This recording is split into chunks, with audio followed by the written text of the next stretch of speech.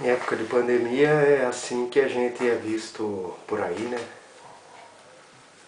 Então, pensando o impossível, ontem eu fiquei imaginando, a gente tem sempre essa mania de achar, de tentar, a gente tem essa mania de achar que é possível prever o que o outro faria. Então, nessa atividade de escrever, de escritor, a gente tenta fazer personagens diferentes um dos outros. E sempre a gente tem esse risco de fazer o que a gente faria. Então, isso é uma habilidade do escritor. Tentar construir bem a gênese do personagem certinho, para ver o que ele faria, segundo as características que você demarcou já no personagem. É um exercício de imaginação. Mas ontem, eu pensando assim, pensar o impossível. Será possível eu prever o que o outro faria? Então, se eu imagino que o outro é mau e eu sou bom, então uma pessoa má vai agir dessa maneira, porque ela é má. Aí ontem eu cheguei à conclusão que é impossível. O Arthur Clarke falou assim: tudo que você é capaz de pensar é possível de ser feito. Um dia, de alguma maneira, senão você não seria capaz de pensar aquilo. Então você pensa um absurdo. Será possível o homem inventar uma máquina que voa?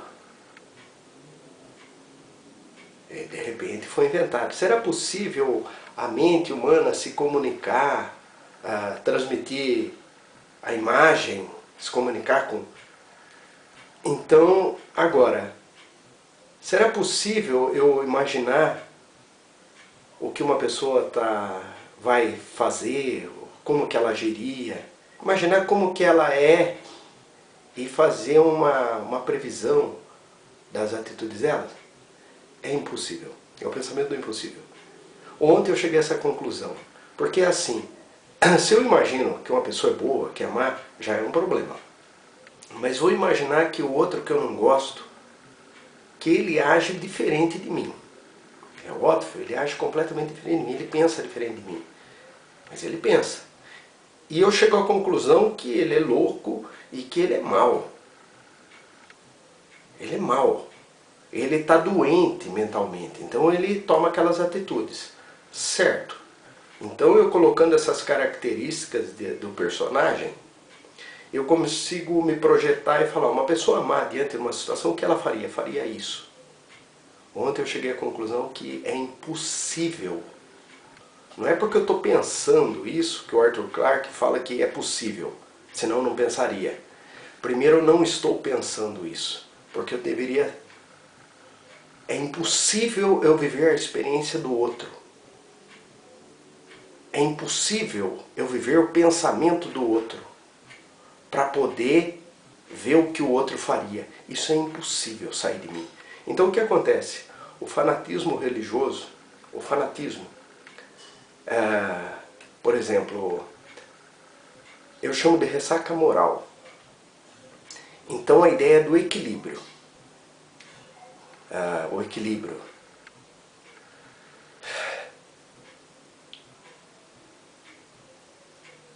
O ateísmo, por exemplo, é uma ressaca moral da ilusão do fanatismo.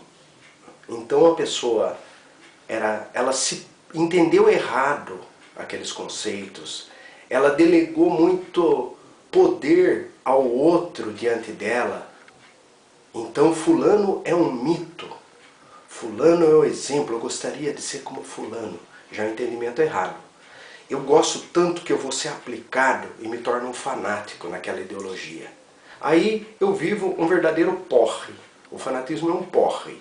Aí chega uma hora que eu me machuco, porque eu começo a olhar a vida do outro e vejo assim, nossa, mas ele conhecendo tudo isso, como é que ele fez aquilo de errado?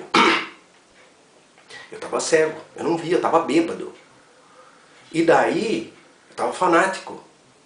Eu começo a colocar a culpa nele, mas está errado, está errado, está errado. Aí eu fico com um ódio tão grande das instituições ideológicas, políticas, que têm o poder, tudo, com raiva. Aí eu vou para o outro lado, dou aquela virada de casaca e falo, eu sou ateu.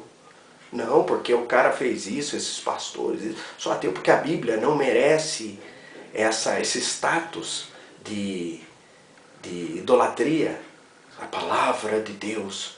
E começo a procurar defeito e justificar exatamente o contrário. Eu vou para um fanatismo ao contrário, é uma ressaca moral.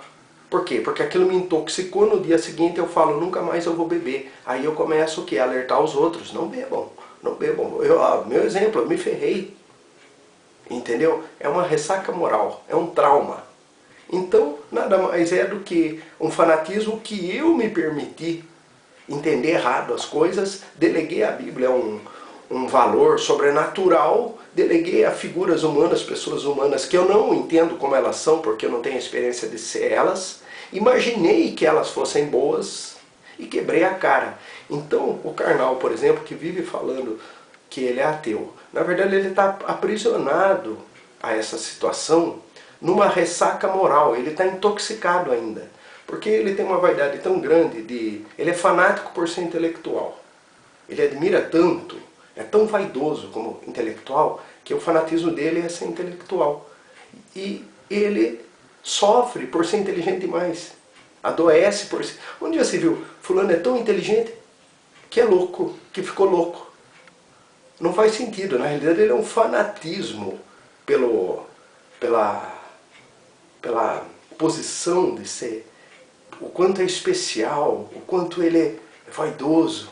E daí ele conhece o ensinamento de todas as religiões e ele fica prestando conta às pessoas que ele é ateu. Na verdade, se ele tivesse, é o pensamento do impossível, consciência real, que é impossível se convencer alguém de qualquer coisa, porque você não tem a experiência de ser o outro e de como que o outro absorve aquilo, como que ele lê. É impossível a gente fazer isso. Então, o ideal seria o quê? Não pregar nada de ideologia para ninguém. Você dá o seu testemunho. Se o outro tiver a percepção de entender o seu testemunho e se modificar, e fazer o testemunho dela para um outro ter percepção também de entender pelo testemunho, a pregação está dando certo. Então a ideia de equilíbrio, sem o fanatismo, sem aquele apego todo, a pessoa fica inteligente e só colhe os bons frutos. Porque não é para ela ser inteligente e ficar louca. E sofrer por ser inteligente. Entende? É uma ressaca, é uma intoxicação, é um fanatismo, uma ilusão. A ressaca moral é a desilusão. Ela precisa ter um porre da ilusão.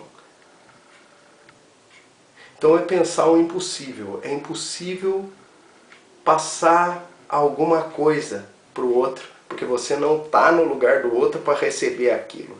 Você não tem esse feedback. É impossível.